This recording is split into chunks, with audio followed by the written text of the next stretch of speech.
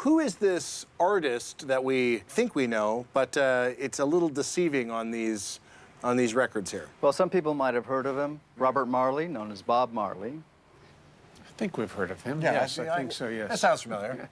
When Bob was 16 or had just turned 17, Bob met Leslie Kong, who produced Bob's first records. But what's curious about this is that Leslie Kong actually changed the name. It appears as Bobby Martell.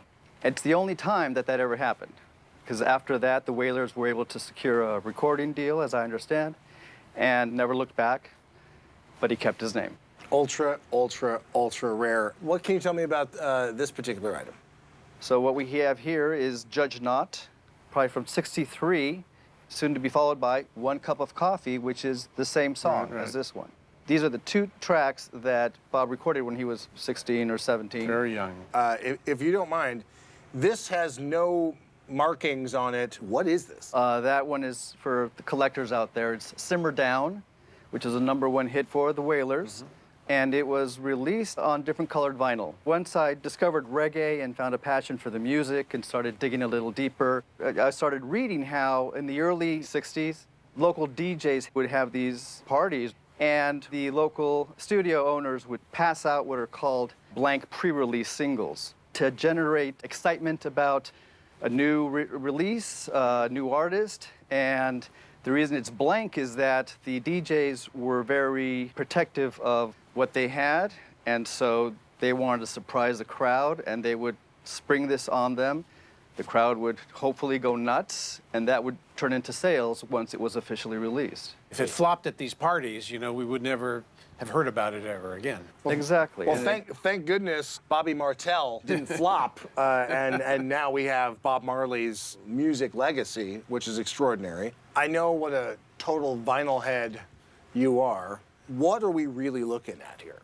Well, this is the sort of stuff that just drives me crazy with joy, because you're looking obviously at the earliest Bob Marley items and really, really hot collector's items. Very rare and precious and valuable from a cultural and historical standpoint. So, Alex, these ultra rare, incredible records, have you ever had them appraised? No. You want to find out the value of these extraordinary items? Absolutely. Well, let's do just that. Stephen, what do we got? So this stuff is really exciting. The first two I want to talk about are the two island discs here. Given their rarity, given the condition, the fact that the inserts are still in these discs, that's very important from a discographical standpoint. Usually people played them and they punched out the center holes, so it's very nice to see these intact. You just never see these things at all, in auction, on sale, anywhere. In this condition, very easily in the $300 to $500 range. Now, let's go here to the Simmer Down. Everyone who likes reggae knows Simmer Down, and here you have probably the earliest version of that.